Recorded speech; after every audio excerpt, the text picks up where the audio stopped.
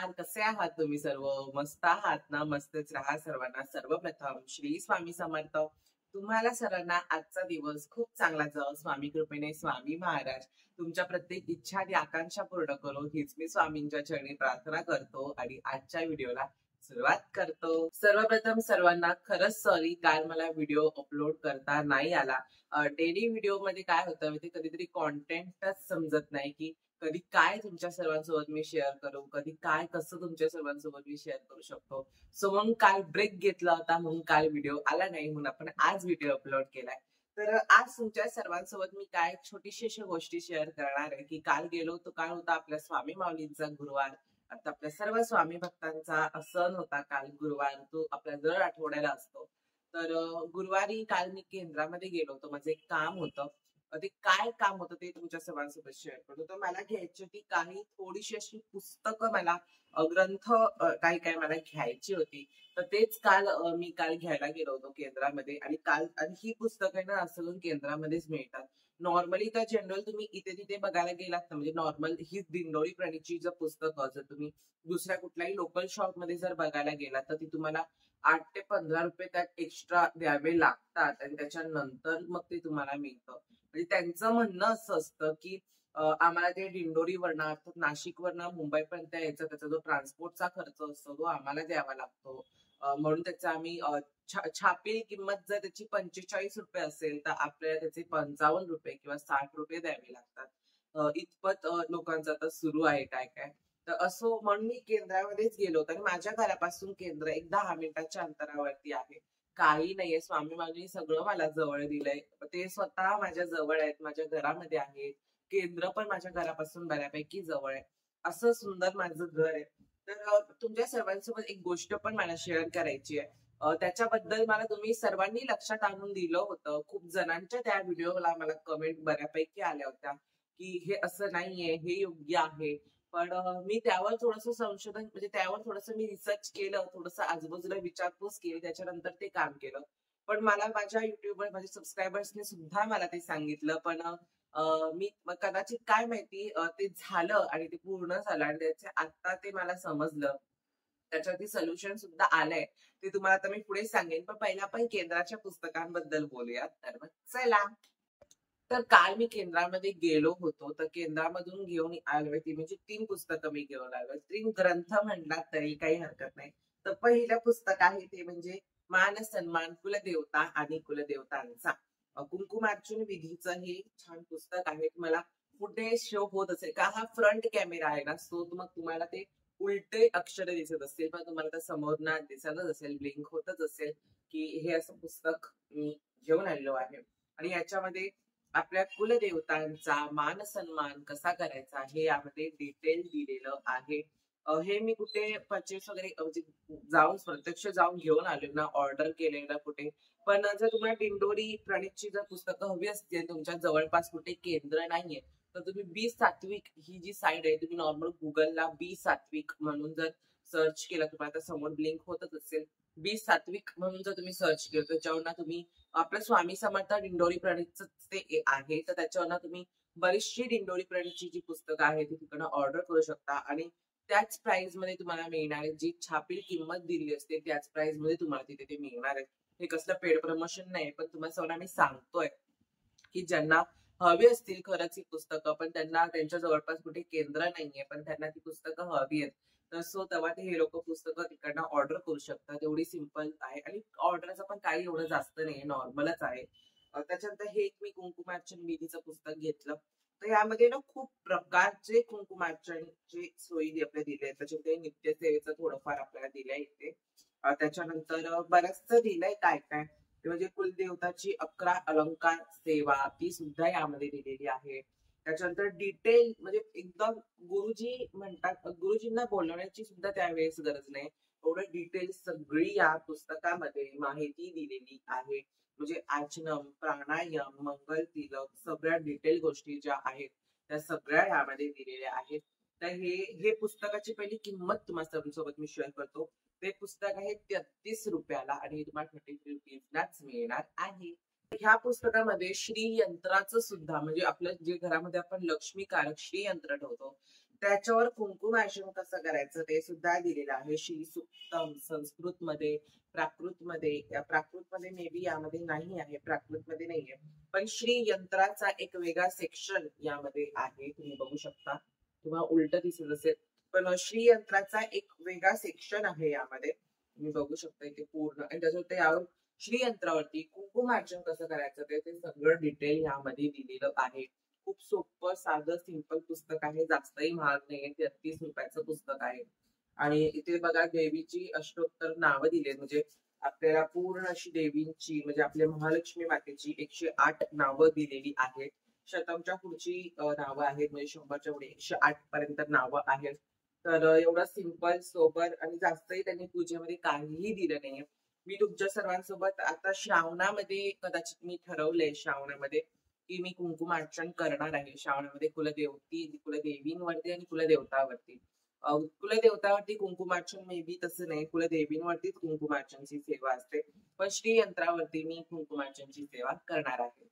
त्याच्यानंतर अजून एक महत्वाची गोष्ट की ती मी घेऊन आलो ती मला आतून वाटतं की तुम्ही सुद्धा ती घ्यावी, कारण अखंड महाराष्ट्राचं कुलदैवत आपले खंडोबा ते अखंड महाराष्ट्राचे संपूर्णांचे कुलदैवत आहेत. काय काय जणांचे पुरुष कुलदेव वेगळे असतील, त्यांच्या गावा जातीप्रमाणे त्यांचे कुलदेव असतील.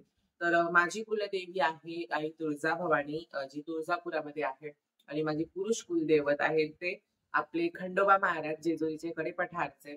सो ते माझे कुलदैवत आहेत. आपले नेहमी लक्षात ठेवा, तुम्ही कधीही लक्षात ठेवा की आपले कुलदेव हे जे असतात ते नेहमी 2 असतात, एकच नसतं. प्रत्येकाचे 2 कुलदेव असतात, स्त्री कुलदेव आणि पुरुष कुलदेव, मेल फिमेल हे 2 कुलदेव असतात. तर जर तुमचे पुरुष कुलदेव तुम्हाला माहिती नसतील, जर तुम्हाला शोधण्याचा प्रयत्न करायचा असेल, तुम्ही प्रयत्न करा, गावी विचारा, तुमच्या इथे तिथे तुमचे मेन कॉन्टॅक्ट असतील गावामध्ये, कोण आजूबाजूचे शेजारी, त्यांना तुम्ही तुमच्या पुरुष कुलदेवतेबद्दल विचारू शकता. आणि जर तुम्हाला पुरुष कुलदेवता सांगितलं की आपले पुरुष कुलदैवत आहेत, तर तुमचे पुरुष कुलदैवत आपले खंडोबा महाराज असतील, तर तेच असतं, कारण अखंड महाराष्ट्राची कुलदैवत आहे, जशी आई तुळजाभवानी अखंड महाराष्ट्राची कुलस्वामिनी आहे, अगदी तसंच आपले खंडोबा महाराज अखंड महाराष्ट्राची कुलदैवत आहेत. तर त्यांच्यासाठी त्यांचं वाचन, त्यांची सेवा, त्यांचं प्रत्येक गोष्ट होण्यासाठी मी घेऊन आलोय ते म्हणजे श्री मल्हारी सप्तशती. तुम्हाला समोरना ब्लिंक होत असेल, फ्रंट कॅमेरा आहे समोर उलटा दिसतंय. श्री मल्हारी सप्तशती मराठी मी घेऊन आलोय. हे पण दिंडोरी प्रणीतच पुस्तक आहे. काहीही यामध्ये संस्कृत जास्त वापरलं गेलं नाहीये. बघा आपलं स्वामी स्तवन आहे, कारण कुठलीही सेवा करताना आपण पहिलं स्वामी स्तवन पठण करत असतो. तो म्हणजे स्वामी स्तवन त्यांनी पहिलं ह्याच्यात दिलंय. त्याच्याची अनुक्रमाणिका तुम्हाला सर्वांना मी वाचून दाखवतो. अनुक्रमणिकाच्या आधी याचं पुस्तकाची रक्कम तुम्हाला सर्वांसोबत मी शेअर करतो. हे पुस्तक सुद्धा 33 रुपयाचंच आहे, काहीही हे नाहीये. तुम्ही बघू शकता अनुक्रमणिका, अशी अनुक्रमणिका आहे. तर पहिलं दिलंय श्री स्वामी स्तवन, नंतर मल्हारी कवच, मल्हारी हत्या स्तोत्र, मल्हारी अष्टक, मल्हारी मार्तंडाचा मंत्र जप, मल्हारी सप्तशती अध्याय 1 ते 14, 18 ते 77 पेज नंबर आहे ते. त्याच्यानंतर क्षमा प्रार्थना स्तोत्र दिले आहे, खंडेरायाची आरती दिली आहे, खंडेरायाची माहिती, विशेष प्रसंगी करावयाची प्रार्थना. आता तळी आपण भरतो चंपाषष्ठीला, कुलदेवतेचा मान सन्मान करतो आपण चंपाषष्ठीला, सो ते आहे. त्याच्यानंतर मल्हारी स्तोत्र शतक, म्हणजे 100 स्तोत्रांचं एक मल्हारी शतक आहे, मल्हारी स्तोत्र आहे. तर मला तुमच्या सर्वांसोबत एक शेअर करायचं एक गोष्ट होती. मल्हारी सप्तशती तुम्ही पाठ सुद्धा करू शकता, यामध्ये सगळी डिटेल माहिती दिली आहे तुमच्या सर्वांसोबत. लवकरच या गोष्टीचा व्लॉग मी शेअर करेन. आणि अजून एक दादांची कमेंट होती की त्यांना मी माझं देवांचं सामान ऑर्गनाईज कसं करतो हे बघायचंय. तर दादा, ह्याच्या आधी मी व्हिडिओ ऑलरेडी अपलोड केला आहे आपल्या चॅनलवरती, तुम्ही नक्की बघा. पण आपण खास तुमच्यासाठी, कारण मी अजून काय काय नवीन ऑर्गनायझर्स आणून त्याच्यामध्ये काय काय नवीन केलेलं आहे, तर खास तुमच्यासाठी आपण पुन्हा एकदा तो व्हिडिओ करूयात. त्याच्यानंतर मला तुम्हाला सर्वांसोबत एक गोष्ट अजून एक शेअर करावीशी वाटली की ती गोष्ट तुम्ही सुद्धा सर्वांनी माझ्या लक्षात आणून दिली होती, पण मी त्यात थोडंसं रिसर्च केलं, थोडंसं शोधाशोध केली, आजूबाजूला विचारलं, कोणाकोणाला विचारलं, पण नंतर ती गोष्ट मला योग्य वाटू लागली, आणि पण ती चुकली माझ्याकडनं गोष्ट, आणि त्या गोष्टीची मी देवाकडे माफी सुद्धा मागितलीये की ती मोठी गोष्ट म्हणजे छोटी मोठी गोष्ट असून ती बऱ्यापैकी मोठी गोष्ट आहे, मोठी चूक झाली होती. पण असं देव आपल्याला नक्कीच माफ करेल, मी अशीच आशा करतो. आणि देवाकडे मी नेहमी त्याच गोष्टीची आता सध्या तरी जेव्हापासून ती मला वाटते त्या गोष्टी गिल्ट सुरू झाले, की त्या गोष्टीची खरंच देवाकडे मी नेहमी क्षमा मागत असतो. तर मला खूप जणांनी लक्षात आणून दिलं होतं YouTubeला जेव्हा मी एक व्हिडिओ अपलोड केला होता. कुलदेवतांची, पुरुष कुलदेवतांची शास्त्रशुद्ध पद्धतीने मांडणी कशी करायची.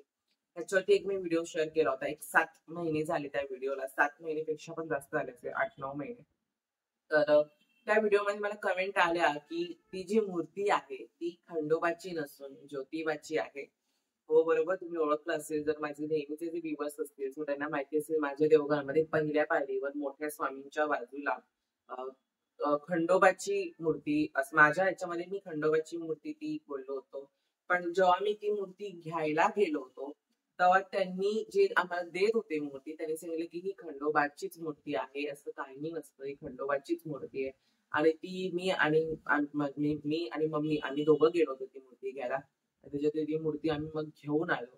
आणि मग नंतर त्याची स्थापना केली आणि त्याच्यानंतर स्थापनेचा व्हिडिओ तुमच्या सर्वांसोबत मी शेअर केला.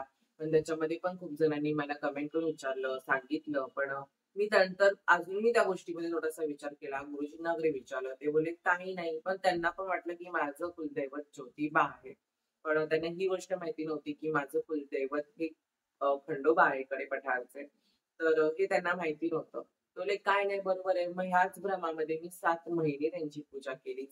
असं ते दोन्ही माझं असं म्हणणं नाहीये की मी त्या इंटेन्शन त्या हेतूने मी नाही म्हणत आहे की मी त्यांची पूजा केली. दोन्ही महादेवाचेच अवतार आहेत. पण एक सांगतो तुम्हाला सर्वांना, की त्याच्यानंतर एक मूर्ती खंडोबाची एकदम अचूक शास्त्रशुद्ध पद्धतीची मूर्ती मी घेऊन आलेलो आहे. म्हणजे पप्पा घेऊन आले. ती म्हणजे जेजुरीवरनं.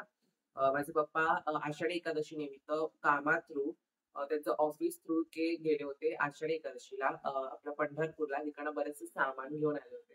त्याचा सुद्धा एक सेपरेट ब्लॉग करेन. पण नंतर तिकडनं ते जेजुरीला गेले होते दर्शनासाठी. मग तिकडून ते सुंदर अशी एक छान खंडेरायाची मूर्ती घेऊन आलेली आहे. पंचधातूची संपूर्ण पंचधातूची ही मूर्ती आहे.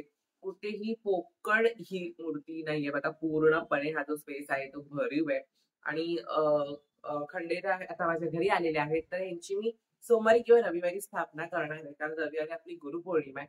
तर गुरुपौर्णिमे दिवशी जराशी लगबग असणार आहे. पण बघू रविवारी शक्यता आहे जी यांची मी स्थापना करणार आहे. तर तुम्ही किती सुंदर मूर्ती तुम्ही म्हाळसा देवीचा चेहरा बघा आणि आपल्या खंडेरायाचा चेहरा बघा. इतका सुंदर दिसतो चेहरा तुम्ही बघू शकता. पूर्ण खूपच सुंदर अशी मूर्ती आहे. मला तर प्रचंड आवडली. तुम्हाला आवडली का? मला कमेंट्समध्ये नक्की कळवा. आणि मी तुमच्या सर्वांची पुन्हा एकदा माफी मागतो. आय एम खरंच सॉरी तुमच्या सर्वांना, की तुमच्या सर्वांनी माझ्या लक्षात आणून दिलं. पण ही गोष्ट माझ्याकडनं होऊ शकली नाही. पण आता होते. कदाचित तो योग, कदाचित देवाला त्यावेळेस यायचं असेल. असो तो प्रश्न वेगळा होता. पण त्यांची मी सेवा केली. त्यांची खंडोबा म्हणून मी सेवा केली. त्यांची खूप छान सेवा केली आणि माझ्या घरात कुलदेव माझे हे असले पाहिजे होते म्हणून ही मूर्ती आम्ही घेऊन आलेलो आहे. खूप सुंदर आहे. मला प्रचंड आवडली. पंचधातूची मूर्ती आहे. कळंगळीच्या आकारा एवढीच ही मूर्ती आहे. जास्तही मोठी नाहीये. तर एवढी छोटासा आजचा व्हिडिओ होता. त्याच्यानंतर एक मी विष्णू सहस्त्रनाम केंद्रातना घेऊन आलो होतो. ह्याची एकादशीसाठी खास कशी सेवा करायची ते तुमच्या सर्वांसोबत मी शेअर करणार आहे लवकरच. तर आजचा व्हिडिओ तुम्हा सर्वांना आवडला असेल तर चॅनलला लाईक करून सबस्क्राईब करायला विसरू नका. पुन्हा भेटूया तशा उद्याच्या एका नवीन व्हिडिओमध्ये. तोपर्यंत सर्वांना बाय आणि सर्वांना श्री स्वामी समर्थ.